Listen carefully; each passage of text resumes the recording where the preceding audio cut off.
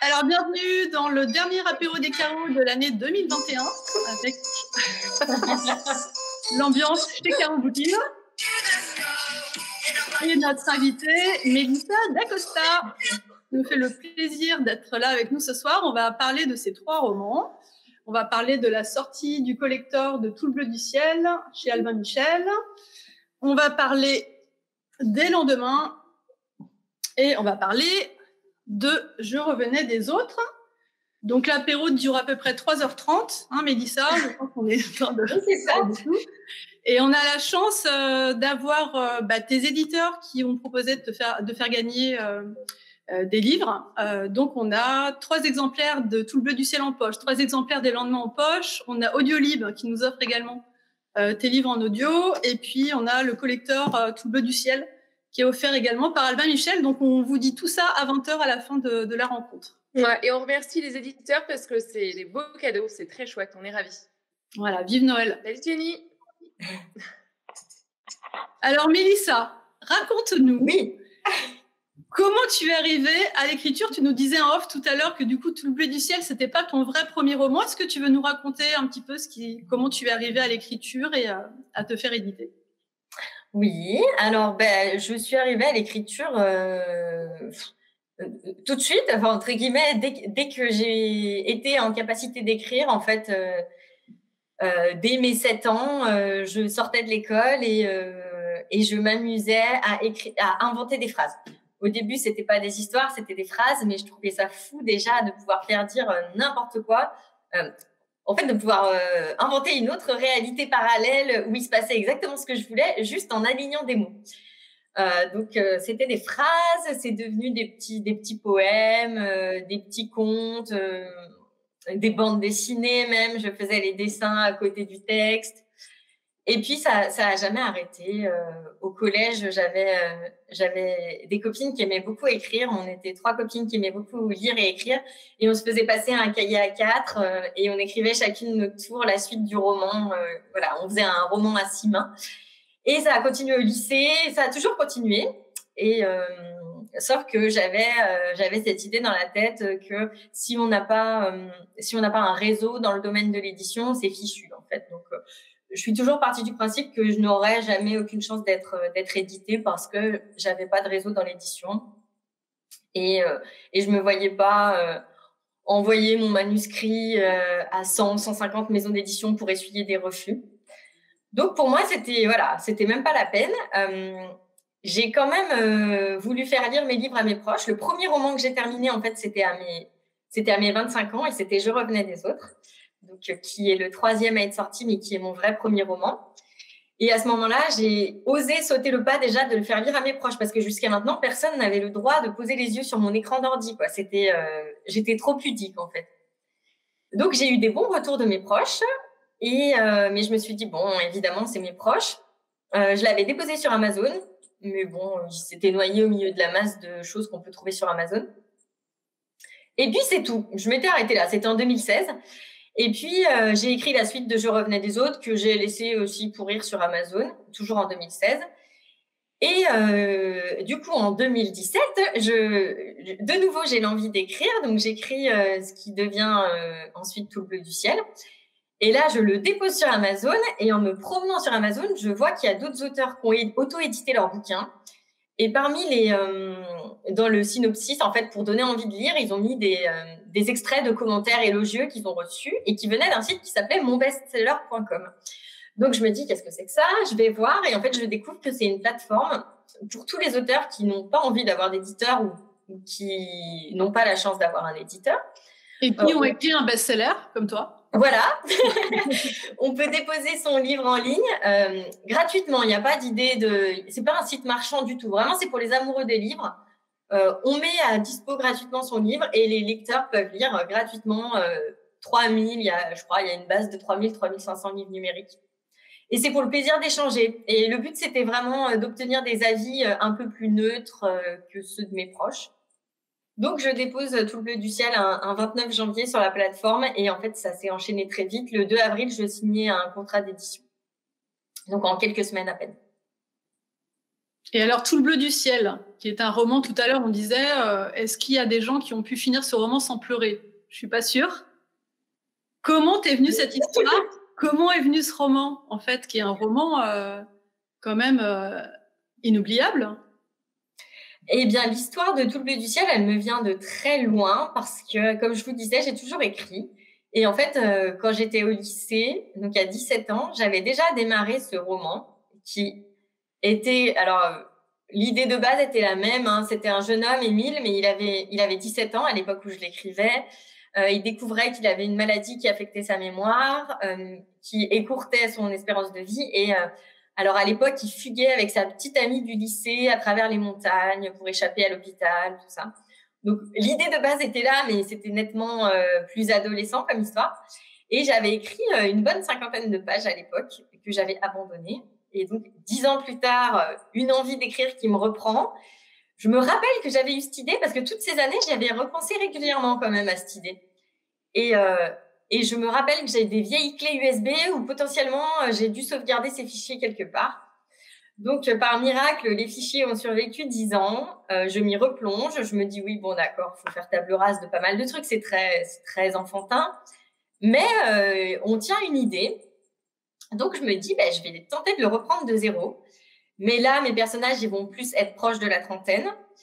Ils se connaissent pas parce que je trouvais ça encore plus intéressant de faire un voyage avec deux personnes qui sont totalement inconnues, que tout oppose et qui parlent à travers le voyage, la découverte, les paysages, voilà, cette espèce de détachement, vont en venir à développer un lien très très fort et le pari, c'était d'en faire une belle histoire d'amitié, d'amour. Et donc voilà, je suis repartie de zéro. Et la nouveauté, c'était aussi, je me suis dit, voilà, on est à l'ère d'Internet, parce que je l'ai repris en 2017. Une petite annonce, ce serait vachement marrant et ce serait vachement moderne. Donc voilà, d'où m'est venue l'idée de la petite annonce. Du coup, alors, il y a peut-être des gens qui n'ont pas lu Tout le bleu du ciel dans les participants. Est-ce que tu veux nous résumer en quelques mots, du coup, l'histoire, même si tu viens un petit peu de nous en parler? Donc, c'est l'histoire d'Émile, qui est un jeune homme de 26 ans, qui mène une existence tout à fait normale, hein, et puis qui découvre du jour au lendemain, en passant des examens médicaux pour des vertiges, des malaises, il découvre qu'il est atteint d'une maladie orpheline qui n'est pas un Alzheimer, mais qui va ressembler étrangement à un Alzheimer précoce, et surtout qui va rétrécir son espérance de vie à 2 ans. On lui donne 2 ans. C'est une maladie orpheline, donc par définition, il n'y a pas encore de traitement. On lui propose d'intégrer un essai clinique pour essayer de regarder ça de plus près, mais il est bien conscient que ça ne guérira en rien ce dont il est atteint. Et pour lui, c'est tout vu, 26 ans, il rêvait de voyager, il n'a jamais voyagé. Il vient de vivre une rupture. Pour lui, c'est tout vu. S'il doit vivre quelque chose, c'est maintenant qu'il doit le vivre. Donc, il refuse catégoriquement l'idée d'essai clinique. Il dit rien à ses proches parce que, bien évidemment, sa famille va fortement l'encourager à quand même se faire hospitaliser. Donc, il dit rien à ses proches. Il pose une petite annonce sur Internet pour... alors, d'abord, il achète un camping-car en cachette de tout le monde qui va stocker sur un parking de cinéma dans la ville. Et puis, il se dit, mais je vais pas partir tout seul quand même. Déjà, c'est quelqu'un d'assez sociable qui a besoin d'être entouré. Et puis, en plus, il va très vite, il est très lucide, il va très vite avoir besoin d'être assisté du fait de sa maladie. Donc, il dépose une petite annonce sur Internet qui est complètement loufoque puisqu'il annonce clairement, voilà, j'ai 2 ans à vivre, je vais perdre la boule, mais j'ai envie de voyager, j'ai envie de voir la montagne, j'ai envie de rencontrer du monde. Alors, s'il y a quelqu'un d'assez fou pour me suivre, c'est parti, quoi. Et donc, en relisant l'annonce, il se dit que personne ne répondra. Et contre toute attente, il y a quelqu'un qui lui répond, et c'est une jeune femme. Donc déjà, il était persuadé que si quelqu'un osait répondre, ce serait un homme. C'est une jeune femme qui ne pose absolument aucune question, qui lui répond de façon tout aussi loufoque en lui disant, voilà, je suis végétarienne, je ne ronfle pas et j'aime la méditation, on peut se retrouver après-demain. En gros, c'est ça. Et donc, après, j'en dis pas plus. Il se retrouve 2 jours plus tard sur une aire d'autoroute. Elle a l'air complètement à côté de ses pompes, cette jeune femme, toute vêtue de noir, très maigre. Elle se cache sous des vêtements très grands, très mystérieuse, très silencieuse. Elle embarque sans rien demander. Et c'est parti et je ne révèle rien d'autre. Mais en tout cas, c'est un voyage voilà, en pleine nature, dans les Pyrénées, à la rencontre des autres. Est-ce que tu as conscience au moment où tu finis d'écrire ce livre qu'il va forcément se passer quelque chose? Ah non, pas du tout. Non, je finis d'écrire ce livre, je le pose sur Amazon en me disant ça va faire comme les autres. Et puis c'est tout. Et pourquoi c'est celui-ci que tu as mis sur le site monbestseller.com? Parce que j'ai découvert mon best-seller au moment où je déposais Tout le bleu du ciel sur Amazon. Donc, je me suis dit, je vais déposer celui-ci sur mon best-seller. Les autres, je les avais vraiment mis de côté. J'y pensais plus trop, quoi.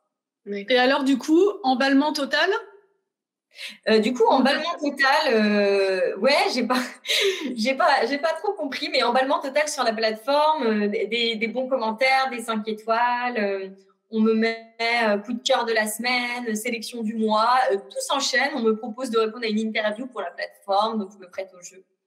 Et puis un jour, je reçois un mail, voilà, il y a un éditeur qui est intéressé, donc du directeur de la plateforme, est-ce que je peux lui transmettre tes coordonnées? Donc, pour la petite histoire, moi, quand j'ai terminé Tout le bleu du ciel, je partais en Nouvelle-Zélande pour 1 an de road trip dans un van. Donc, j'étais dans un van. À Paris, c'était le matin. Moi, c'était la nuit. On était dans la nuit noire, dans notre van, dans le froid. Et là, j'ai un éditeur qui m'appelle et qui me dit qu'il veut m'éditer. Donc, tout s'est fait à distance ensuite parce que j'étais pour 1 an en Nouvelle-Zélande, en pleine nature. Donc, les corrections se sont faites.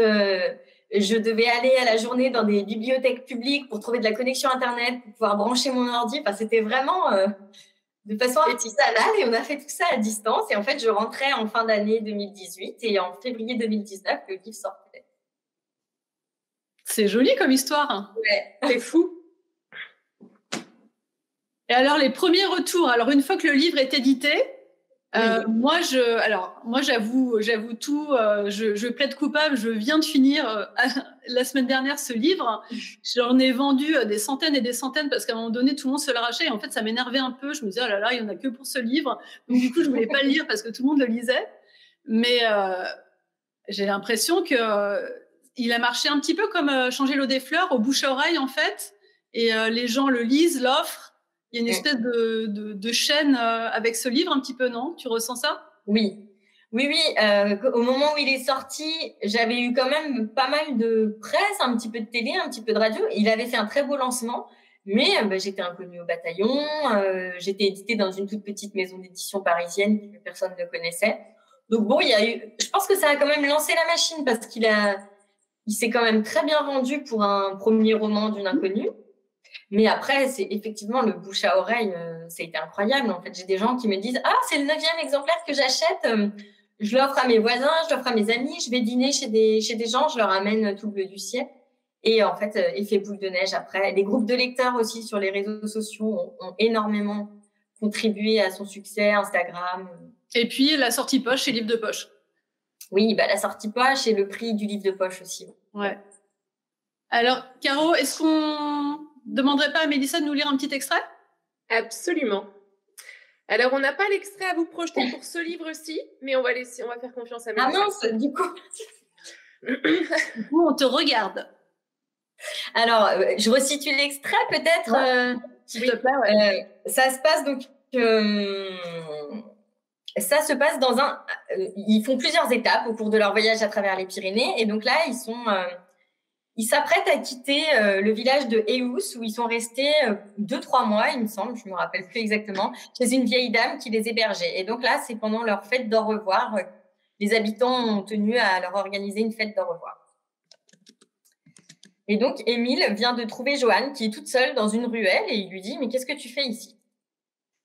Et donc, elle lui répond. Et c'est parti. « Ici, tu vois, je peux regarder le gâteau. On ne regarde jamais vraiment ce qu'on mange.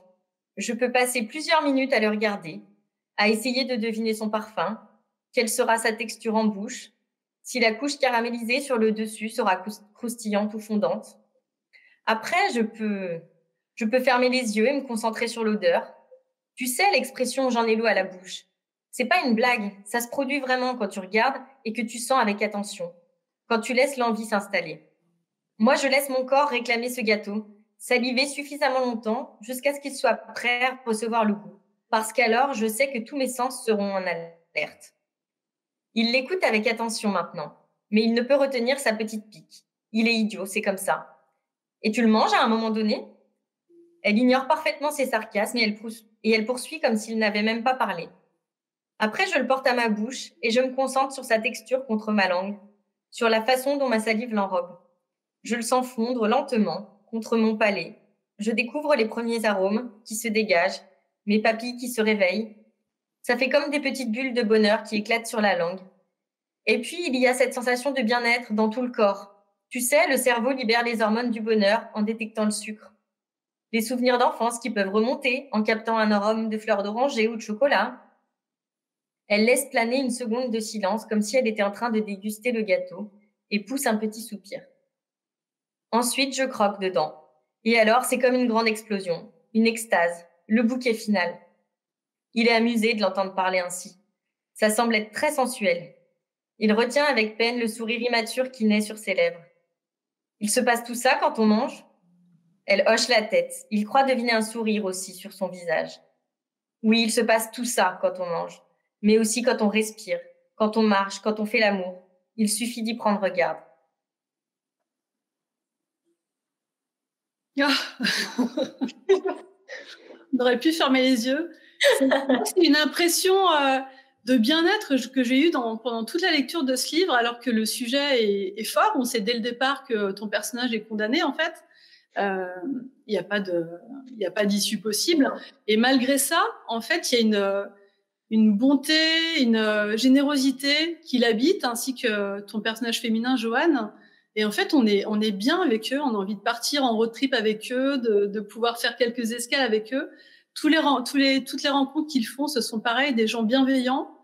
Et il y a une espèce d'osmose dans ce bouquin qui fait qu'on le referme, on est triste, mais on est heureux de les avoir rencontrés parce moi, ils m'ont apporté beaucoup. Et je ne sais pas si vous ressentez la même chose pour ceux qui l'ont lu, mais voilà, c'est un bouquin qui fait mal et qui fait du bien en même temps. Dans le chat, il y a Alice qui dit qu'elle l'a lu pendant le confinement de mars 2020 et que ça lui a permis de s'évader et qu'en fait, elle pense qu'il a aussi bien fonctionné parce qu'on était nombreux à avoir besoin d'évasion à ce moment-là. Donc c'est vrai que la version poche, moi je l'ai beaucoup vue aussi. Ouais. Et puis cette couverture qui est hyper maintenant, qui est hyper connue, cette couverture et ce titre, c'était le premier titre? Non, c'était pas le premier titre. En fait, je l'avais mis en ligne et j'avais pas encore de titre, donc j'avais mis un titre beaucoup trop long qui devait être Recherche compagnon de voyage pour ultime escapade. Okay.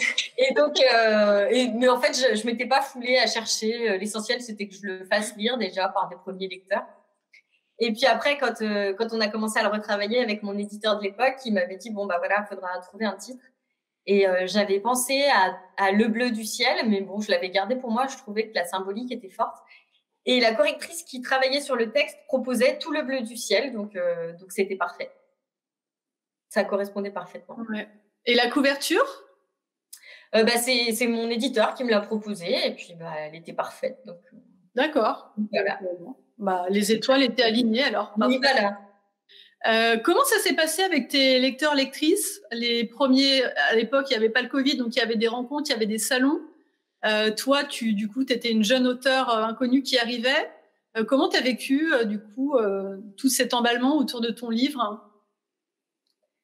L'emballement, il s'est surtout fait pendant les confinements, en fait, parce que les premières rencontres que je faisais, il y avait un peu de monde, mais c'était la plupart du temps des gens qui me connaissaient pas, qui venaient par hasard acheter mon livre.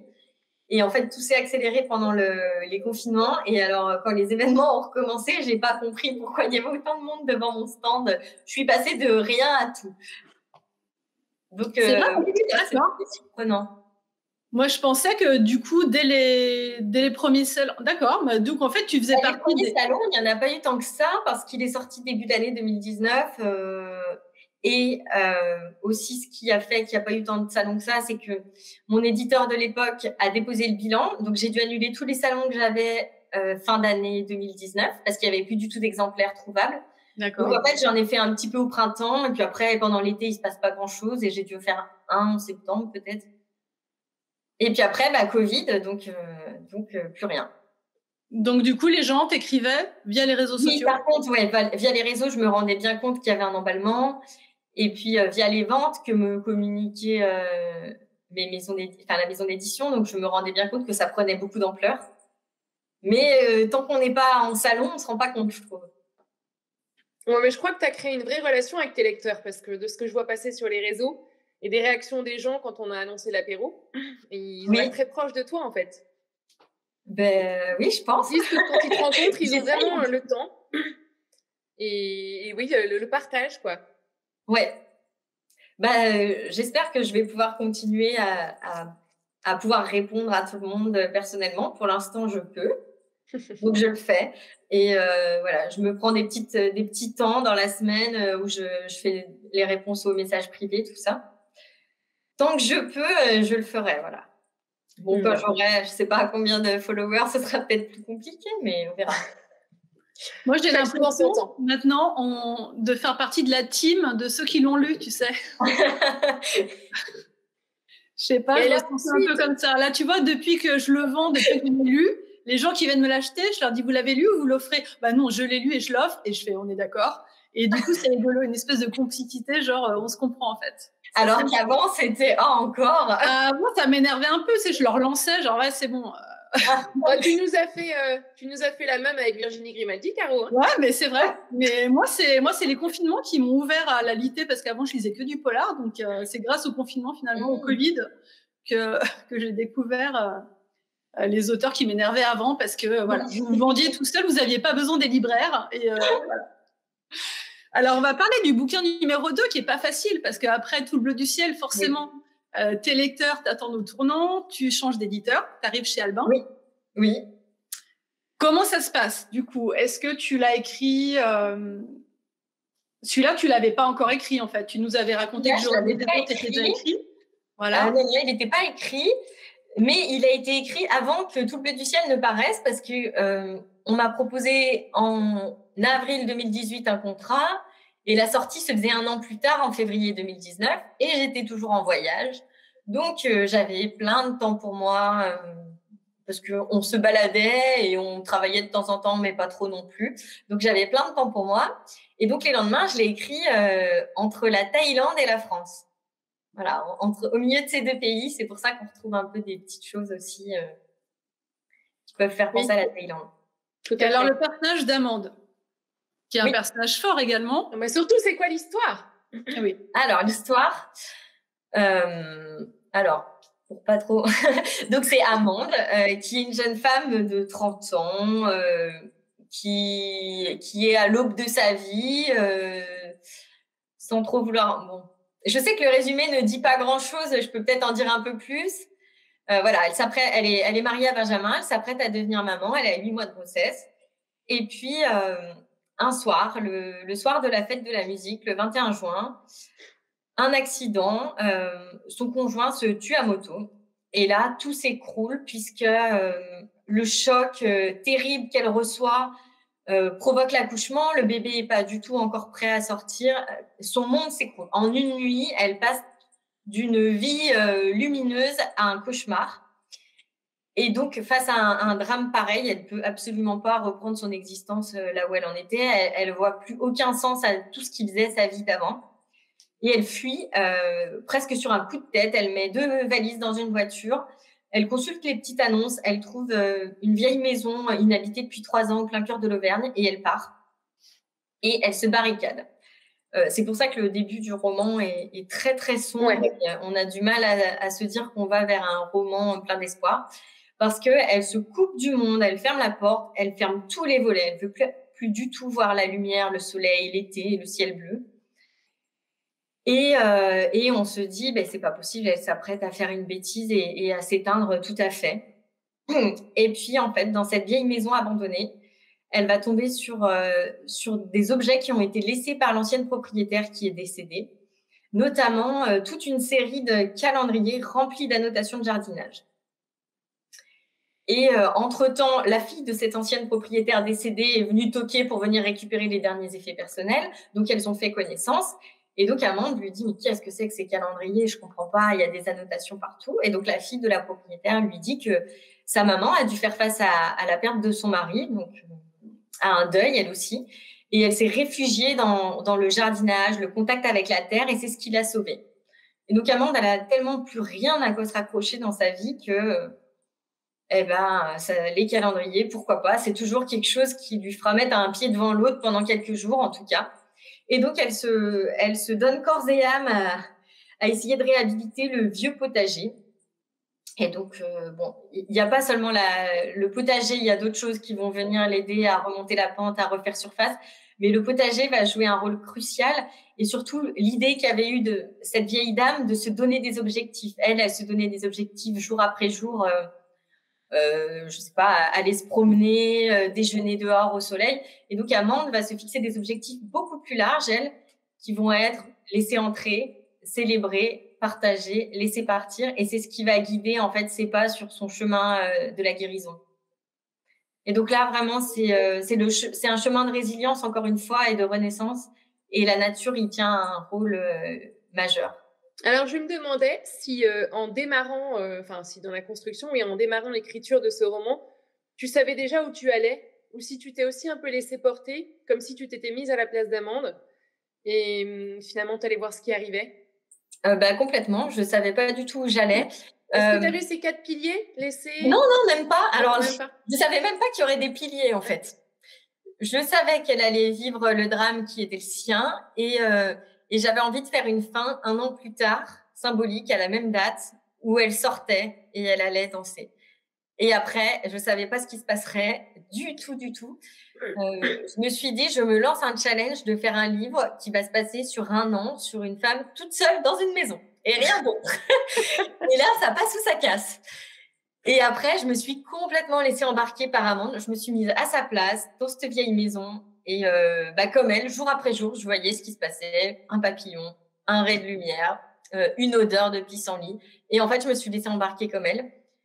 Et je savais même pas qu'il y aurait des objectifs, combien il y aurait d'objectifs. Ça s'est un petit peu imposé comme ça, le laisser entrer. Je savais pas s'il y en aurait d'autres. Et puis finalement, je sais pas, je me suis laissée embarquer complètement. Alors, on a un extrait, justement, à vous faire écouter cette fois. Parce que donc les lendemains, moi je l'ai lu en audio pour le coup, et du coup, Caro a choisi un extrait. Et pour varier, on va vous faire écouter l'extrait lu en audio par Ariane Brousse. Et je trouve que l'interprétation audio est vraiment excellente. Je vous le mets. Attends, on peut peut-être juste situer. Du coup, Mélissa nous disait que voilà, Amande s'était barricadée. Et là, justement, c'est un papillon, tu en as parlé tout à l'heure, qui rentre dans sa maison. Donc, c'est l'intrusion totale pour Amande qui n'est pas du tout prête à avoir de la vie à côté d'elle. Donc, c'est l'arrivée du papillon dans la maison. Tout à fait. Chapitre 7.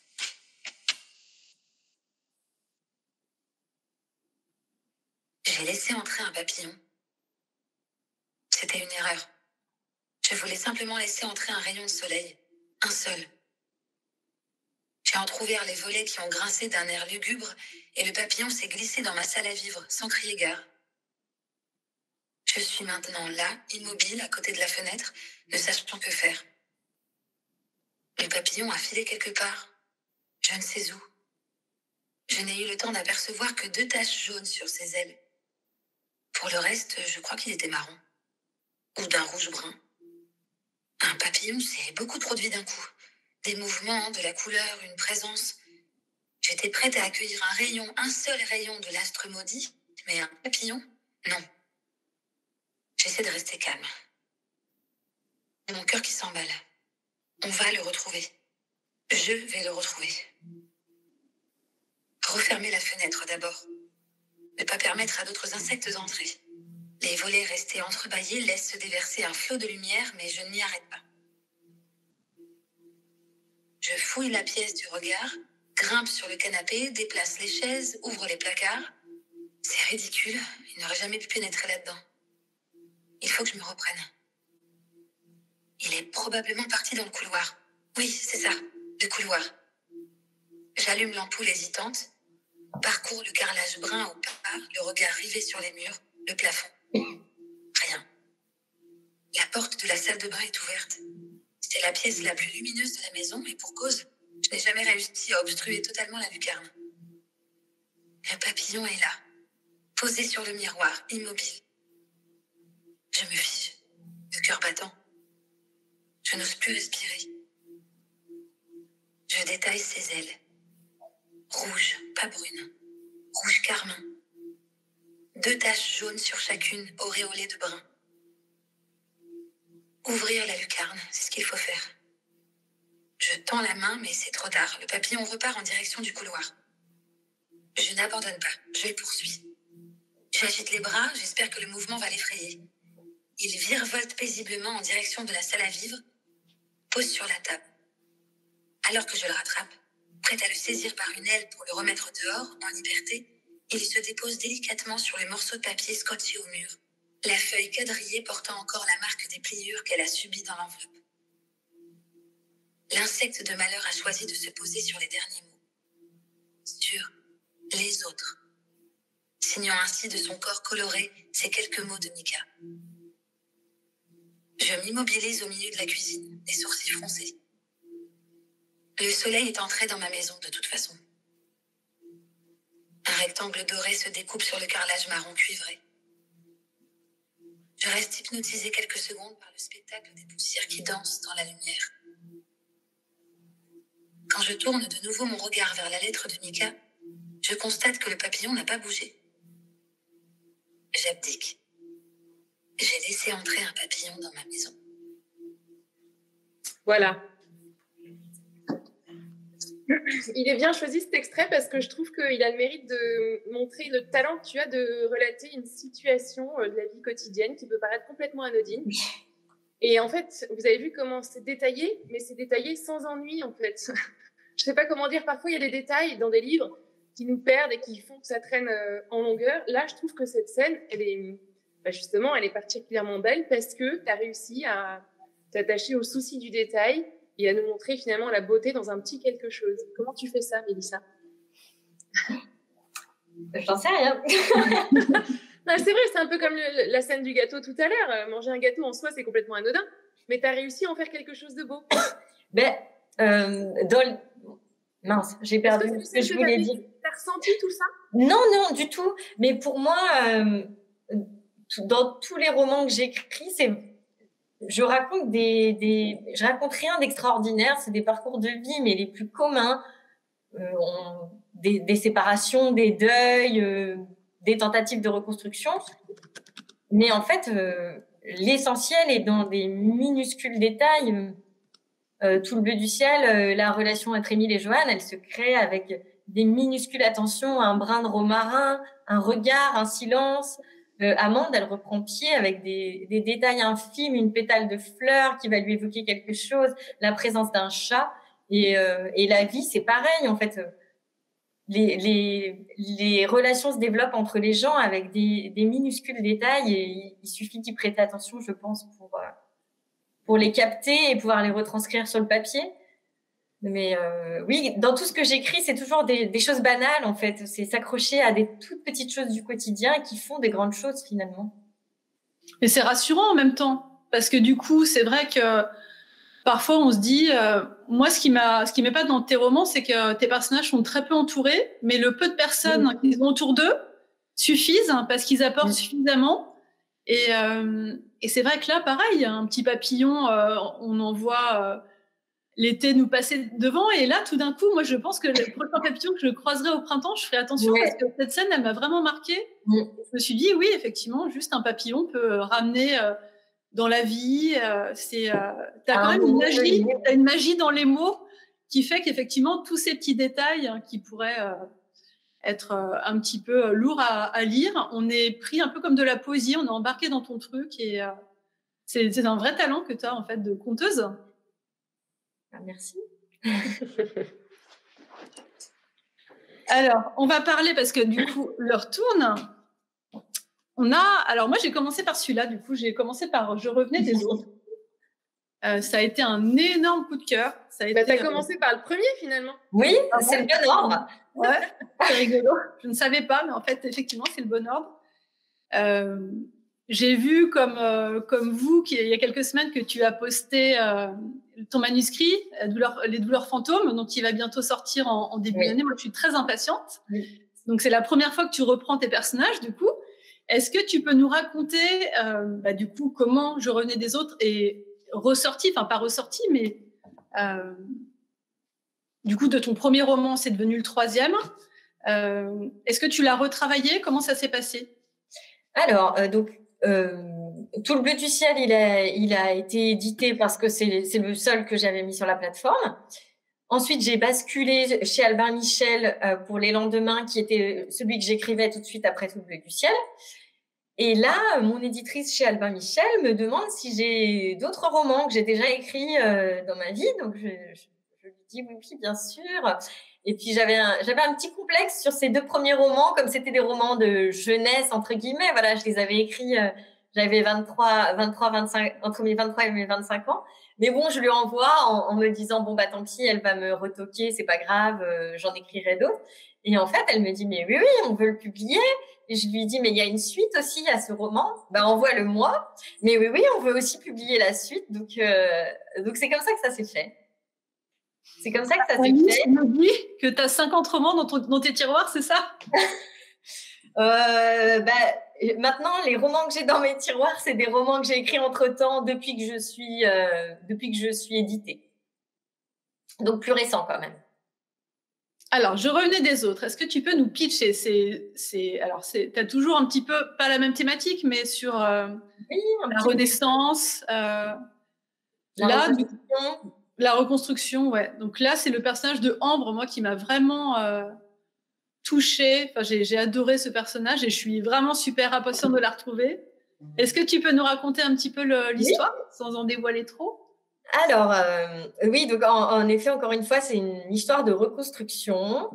Le point commun, c'est vraiment ça. Et la différence, c'est que, par exemple, dans Tout le bleu du ciel, on voit que Joanne, pour se reconstruire, elle a besoin d'une certaine solitude, de silence, de méditation, de se retirer du monde. Amande, elle a besoin également de solitude, de son contact avec la terre, mais vraiment de se retrancher hors du bruit du monde. Et là, c'est exactement l'inverse qui se passe. Ambre, elle va se reconstruire, mais dans le brouhaha, dans la confrontation avec les autres, dans les cris, dans les disputes et aussi dans les réconciliations, dans les rencontres. Donc, c'est vraiment la différence entre les trois. Là, les autres sont au centre, les relations aux autres sont au centre de la reconstruction. Donc, Je revenais des autres, c'est l'histoire d'Ambre, qui est une jeune fille qui sort juste de l'adolescence et qui entre pas encore tout à fait dans l'âge adulte. Elle est vraiment à ce moment charnière où elle est plus une ado, mais elle est encore avec des comportements d'ado et elle est plus tout à fait une adulte, même si elle joue les adultes. Elle est dans une très, très mauvaise phase de sa vie. Elle est en rupture familiale, elle est en rupture scolaire, elle est en rupture sociale complètement. Elle est dans une relation très toxique avec un homme qui a le double de son âge, qui est marié, qui est père de famille et qui a une très forte emprise sur elle, qui est vraiment toxique. Et donc, le roman s'ouvre sur une tentative de suicide puisque Ambre, à ce moment de son existence, ne voit plus vraiment grand-chose à quoi se raccrocher. Et Philippe, donc son amant marié, père de famille, la trouvant à temps, parvient à l'emmener à l'hôpital et surtout, il comprend que ça ne peut plus durer, que la situation ne peut plus durer. Il lui propose de partir loin, de souffler, prendre l'air, du recul, essayer de se reconstruire ailleurs. Il a un ami d'université qui s'appelle Michel, qui tient un hôtel-restaurant dans un petit village très calme, perdu au milieu des Hautes-Alpes. Et il sait que Michel est toujours en recherche de saisonniers pour les saisons d'hiver. Et donc, elle va intégrer l'équipe de saisonniers. Elle va devenir serveuse. Dans l'hôtel, il y a des commis de cuisine, il y a des plongeurs, il y a des cuisiniers. Enfin, ils sont toute une équipe, ils sont une dizaine de tous les âges. Hein. Il y a des jeunes, il y en a qui s'approchent de la retraite. Ils viennent de tous les horizons et puis ils ont tous un petit peu en commun le fait qu'ils ont choisi le métier de saisonnier pas par hasard. Disons, ils sont tous à un moment de leur vie fuient quelque chose. Ils sont déracinés, en fait. C'est un mode de vie un petit peu particulier. Ils passent leur temps à passer d'un hôtel à l'autre, d'une région à l'autre. Et en fait, c'est au contact avec ces autres que Ambre va petit à petit se sortir déjà de cette emprise de cet homme marié sur elle, de sa dépendance affective, et puis de sa colère. Elle a beaucoup de colère en elle. Elle a un refus total de pardonner à ses parents, elle a grandi dans une famille très silencieuse où elle s'est sentie complètement isolée, enfermée. Et donc, au milieu de tous ces autres qui gravitent dans cet hôtel-restaurant et qui ne lui laissent absolument aucune solitude, aucune intimité, elle va petit à petit apprendre ce qu'est le bonheur, ce qu'est aimer, ce qu'est l'amitié. Et elle va revenir à elle-même grâce aux autres. C'est donc la signification du titre. Hein. Ambre, elle était elle-même son propre ennemi. Elle avait des comportements vraiment autodestructeurs. Et là, cette histoire nous raconte que parfois, c'est par les autres qu'on revient le mieux à soi-même. Quand on se fait trop de mal à soi-même, c'est dans le regard de l'autre qu'on peut parfois grandir et s'en sortir. Est-ce qu'on peut parler du titre? Du coup, je revenais des autres. C'est une phrase empruntée à André Chédid, hein, c'est ça? Oui. Donc c'est toi qui as trouvé le titre, parce que moi, je la trouve sublime, cette phrase. Je trouve qu'elle résume tellement bien ton roman. Je la trouve parfaite. Oui, en fait, tout au long de l'écriture de ce roman, je m'étais amusée à glisser des poèmes entre les chapitres. Ouais, c'était des chapitres ou c'était des... Non, c'était des chapitres à la base. Et j'en ai fait des parties, en fait, différentes parties qui vont suivre les différentes étapes de sa reconstruction. Et donc, je glissais des poèmes entre chaque qui ont disparu, du coup, dans la version finale. Mais à un moment donné, je suis tombée sur ce poème d'André Chédid qui s'intitulait « Je revenais des autres, à chaque fois guéri de moi ». Et en fait, en lisant le poème, je me suis dit, mais bon sang, c'est le poème qui résume tout le roman. Ça peut être que ce poème qui ouvre le roman parce qu'en quelques mots, il raconte toute l'histoire d'Ambre. Et donc, je l'ai mis en ouverture du roman et au moment de trouver un titre, je voyais pas d'autre meilleur titre que celui-ci. Et il a été conservé. Ouais, je suis d'accord. Alors, tu parlais tout à l'heure du personnage de Philippe, donc tu t'employais le terme toxique et moi, pourtant, dans le livre, je trouve justement que j'emploierais pas ce terme parce que je trouve que finalement, c'est lui qui la ramène à la vie en la déposant chez son ami. Et je trouve que c'est une belle action parce qu'il aurait pu la laisser tomber en disant, bon, ras-le-bol, c'est une petite nénette, elle va m'oublier. Et je trouve qu'il a un côté hyper paternaliste, justement, de l'emmener parce que c'est lui qui l'emmène tout là-bas. Ils font de la route, il a dépôt chez son ami. Et j'ai trouvé que c'était un beau personnage, Philippe. Eh bien, oui, j'essaye de ne jamais tomber dans les méchants, les gentils, le noir, le blanc. Donc, Philippe, il est ce qu'il est, mais jusqu'au bout, il est quand même là. Il surveille qu'elle va bien, il prend des nouvelles. Il était toxique pour elle parce que, je veux dire, il serait tombé sur une jeune fille tout à fait sûre d'elle et bien dans sa peau. Bon, ils auraient eu une aventure sexuelle et puis c'était tout. En sachant qu'il était marié, tout allait bien. Il est tombé sur une jeune fille qui était complètement en 1000 morceaux, qui avait un besoin d'amour énorme, qui était dans une dépendance affective énorme. Et donc, il était totalement toxique pour elle à ce moment-là de sa vie. Mais j'aime pas tomber dans le manichéisme. Et donc, tous mes personnages, ils ont fait des choses qui ne sont pas correctes. Ils ont fait des erreurs. Ils sont montrés mauvais à certains moments de leur vie. Mais aucun n'est foncièrement mauvais. Oui, c'est vrai. Alors, Ambre, est-ce que c'est des personnages, parce que tu as des personnages très forts dans tes livres, est-ce que tu empruntes ces personnages à des gens que tu connais? Comment ça se passe? Non, j'essaie de me détacher de ma réalité et des gens que je connais parce que ce serait trop compliqué en fait si je devais y mettre des morceaux de ma vie ou des gens que j'ai croisés. Et puis ce serait pas amusant. J'aime bien recréer entièrement des univers, des histoires et les personnages c'est pareil. Ils viennent de mon imagination. C'est des purs personnages fictifs. Quand je démarre, en général, je les connais pas moi-même. Mes personnages, c'est comme vous quand vous ouvrez un livre. J'ai grosso modo un prénom, un âge, une apparence physique et éventuellement un métier ou en tout cas, quelques idées de leurs origines, de là où ils viennent. Et puis en fait, c'est au fil des scènes, des actions, des dialogues, en fait, en fonction de comment ils vont réagir à telle ou telle chose, ils vont se dessiner un petit peu plus précisément en moi. Et c'est comme vous, en fait, j'apprends à les connaître au fil des pages. Pour moi, Ambre, c'était juste une jeune fille perdue de 20 ans et c'est tout, quoi. Et puis, via des flashbacks aussi, on a des flashbacks qui nous permettent de comprendre des amitiés toxiques qu'elle a déjà pu avoir par le passé. Et c'est comme ça qu'elle s'est un petit peu dessinée en relief petit à petit. Et c'est le cas pour tous mes personnages, en fait. Je les découvre au fur et à mesure, je les connais pas au départ. Est-ce qu'il ne faut pas maintenant envisager un partenariat avec Kleenex? Parce que c'est un peu compliqué de lire tes livres sans se mettre à pleurer. Moi, il y a plein de scènes dans ce livre, mais j'étais... à la fois, c'était tellement émouvant. Enfin, moi, j'adore qu'un livre me procure autant d'émotions. Et là, c'est des émotions fortes. Et des fois, j'avais des gros sanglots. Et je me disais, mais c'est juste un livre. Mais j'étais embarquée dans le truc et j'arrivais pas à m'arrêter. Et là, c'est vrai que j'ai hâte de découvrir les douleurs fantômes. Oui. Est-ce que, donc, dès le départ, c'était 2 livres, en fait? Tu savais qu'il y aurait... Non, du tout. En fait, du départ, je voulais juste écrire un livre et je l'ai terminé sur une fin ouverte qui devait rester une fin ouverte. Il se quitte sur ce quai de gare et voilà. Et pour moi, ça se suffisait. Voilà, c'était plié. Et puis, c'était quand même le premier livre que j'écrivais et mes personnages, je m'y étais vachement attachée et j'arrêtais pas de repenser à eux et comme si c'était... Voilà, j'arrivais pas vraiment à m'en séparer. Maintenant, c'est plus le cas. Quand j'écris des livres, je termine et je leur dis au revoir et je suis en paix avec ça. Mais là, c'était le premier, donc je pense que j'ai eu du mal à les laisser partir. Et j'ai surtout eu l'idée d'une intrigue qui pouvait tout relancer et faire voler en éclats tout ce qui avait été prévu à la fin du premier et qui pouvait faire que je pouvais les réunir de nouveau. C'est surtout l'idée, je pense, l'idée d'une intrigue à part entière qui m'a permis de faire une suite. Parce qu'on me demande souvent des suites sur Tout bleu du ciel ou Les lendemains. Et si c'est juste pour retrouver les personnages et leur faire vivre une vie quotidienne, il n'y a pas d'intérêt. Si une intrigue me vient et colle à ces personnages et me permet de relancer et de repartir sur 300, 400 pages, ok. Sinon, si c'est juste pour parler de leur vie quotidienne, je vois pas l'intérêt. Et là, j'avais l'intrigue qui me permettait de tout relancer. C'est un joli titre aussi, Les douleurs fantômes. Oui. Très mystérieux. C'est ça.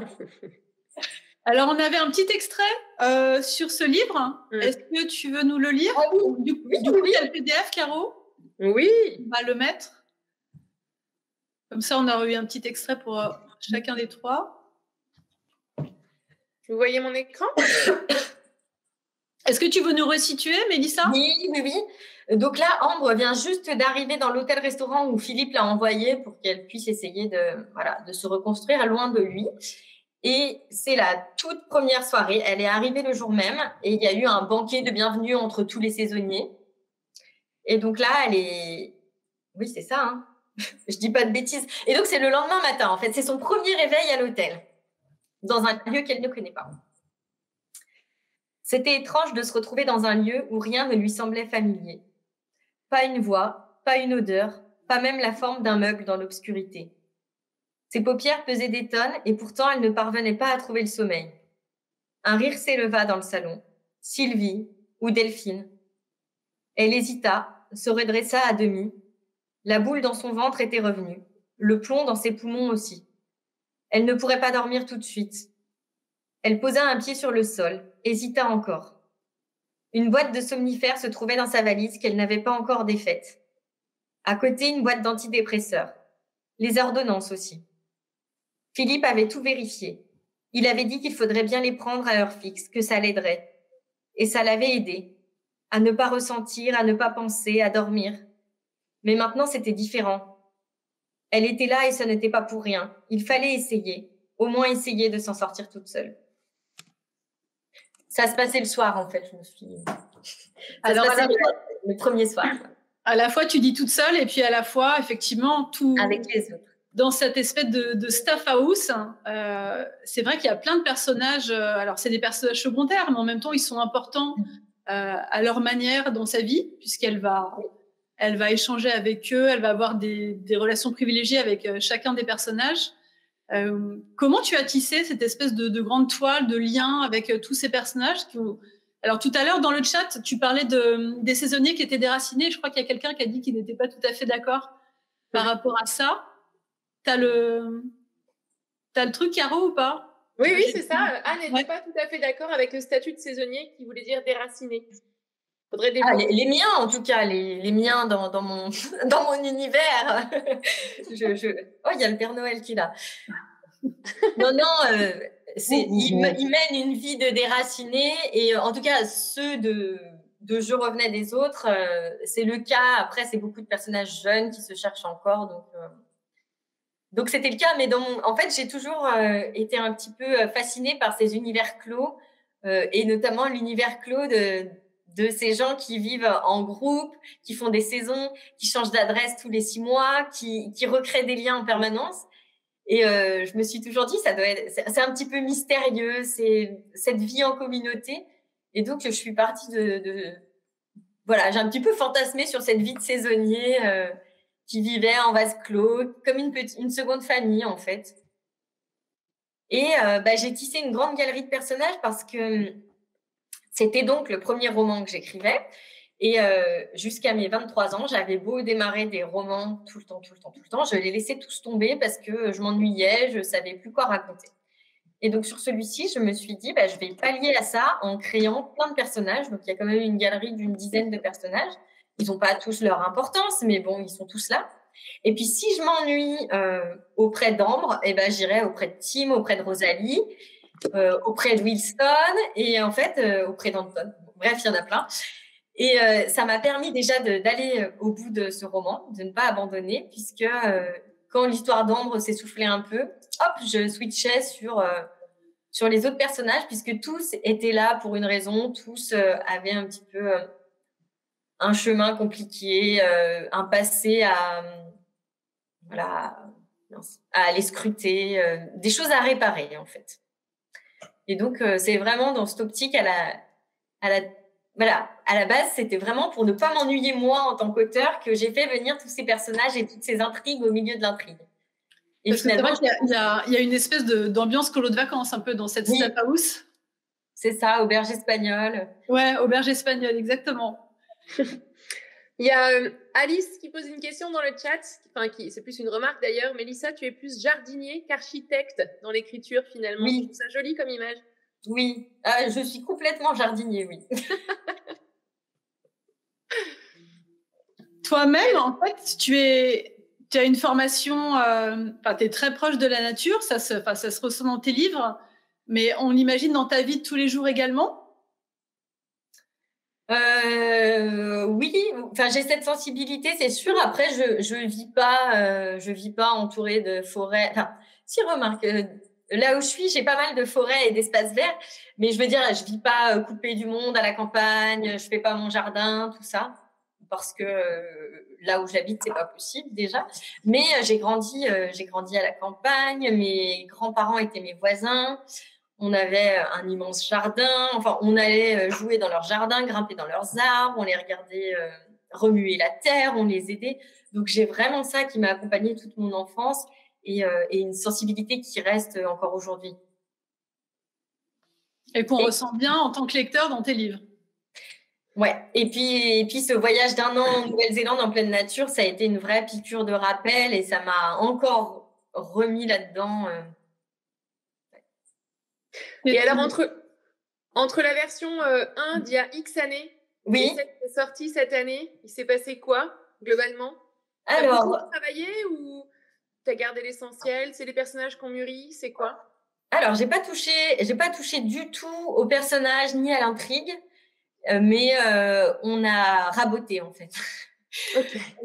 J'ai tendance à faire des longueurs, à m'étaler, voilà, à faire beaucoup trop long. Donc, on a raboté, coupé des scènes, enlevé 1 ou 2 flashbacks, mais on n'a absolument pas touché à la personnalité des personnages, à leurs répliques, aux actions, tout est à l'identique. Après, moi, j'avais fait justement pendant mon voyage en Nouvelle-Zélande, j'avais ressenti le besoin de reprendre mes anciens textes puisque j'avais mis mon manuscrit sur mon best-seller en Nouvelle-Zélande et j'avais déjà signé le contrat de Tout bleu du ciel et j'avais déjà dans un coin de ma tête l'idée de me dire peut-être que mes 2 premiers manuscrits pourraient un jour voir le jour, on ne sait pas. Et donc, j'avais fait l'effort de réécrire, en tout cas de l'améliorer, de peut-être faire mûrir un petit peu 1 ou 2 personnages, mais sans changer quoi que ce soit au fond. C'est plutôt la forme que j'ai modifiée. Okay. Moi, je veux bien la version non coupée de 1700 pages. Hein, je pense. Même pas peur. Hein. Tous les participants l'auront. C'est ça. La date de sortie pour les douleurs fantômes, tu l'as déjà? Oui, le 2 mars, normalement. Si rien ne change, le 2 mars. Et ça veut dire que là, tu es déjà en train d'écrire celui d'après? J'en ai 2 autres d'après qui sont prêts et qui sont déjà sous contrat chez Albin Michel, en plus des douleurs fantômes. Donc, j'en ai 3 du coup sous contrat. Et là, je suis sur un autre, mais qui ne sera pas avant du coup 2024, si je ne dis pas de bêtises. Sur l'écriture d'un autre, mais voilà, plus long terme. Il y en a plein dans les tiroirs, effectivement. Ouais, c'est ça. Alors, on va peut-être en profiter pour laisser Mélissa nous annoncer le nom des gagnants, parce que du coup, on avait plein de livres à faire gagner. Alors, voilà. Et moi, je vous mets dans le chat les noms et parfois les emails quand je les ai des gagnants pour être sûr qu'il n'y ait pas de quiproquo. Alors, du coup, oui. Ah oui, vas-y. Donc, on avait le collector. Le collector de Tout le bleu du ciel. Qui est super beau. Alors, c'est celui que Albin Michel met en jeu, du coup. Tout à fait. Donc là, c'est Audrey qui le remporte. Voilà. Le collector. Après, du coup, on avait 3 exemplaires de Tout le bleu du ciel en poche. On a été gâtés par livre de poche. Carrément. Donc, là, c'est Isa, si je ne me trompe pas. C'est écrit Isaïe, mais je crois que Isa Péchard, ouais. Colette et Pauline. Voilà, bravo, les 3 gagnantes. On avait également 3 exemplaires des lendemains offerts par livre de poche, toujours. Donc là, ce sont Anne, Régis et Sandrine qui le remportent. Et on avait... non, il n'y en avait pas. On avait les audiolibres. On a un du revenir des autres, mais non. On avait du coup Tout le bleu du ciel en audiolib et les lendemains en audiolib. Donc, Tout le bleu du ciel, c'est Clémence Bauer et les lendemains, Sophie Dudek. Et moi, j'avoue que j'ai envie maintenant de me mettre à l'audiolib parce que ça m'a vraiment donné envie tout à l'heure, l'extrait qu'on a passé. Est-ce que tu les as écoutés, de livres, Mélissa? Est-ce que je les ai écoutés? Ouais. Pas en entier, non, parce que je pense que je le ferai. Je profiterai d'un trajet en voiture. J'ai écouté des extraits. Je me suis pas fait, notamment Tout le bleu du ciel, je me suis pas fait 21 heures d'écoute alors que je l'ai lu, relu, corrigé, recorrigé.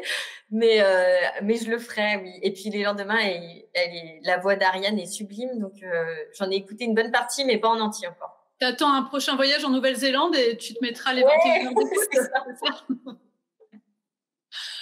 Ouais, voilà, c'était... la voix d'Ariane, je trouve qu'elle correspond bien à Amande. Je ne sais pas quelle voix si je l'avais lu, mais je trouve que ça lui colle parfaitement. Et puis, on sent vraiment tout, pour le coup, tous les détails et toutes les émotions même qu'elle peut ressentir. C'était super comme expérience. Voilà, il est 19h59.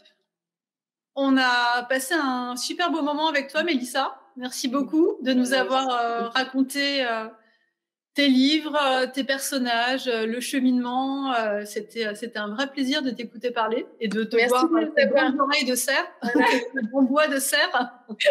Jouer le jeu de Noël chez toi. Mais merci à vous de m'avoir invité à l'apéro des carreaux.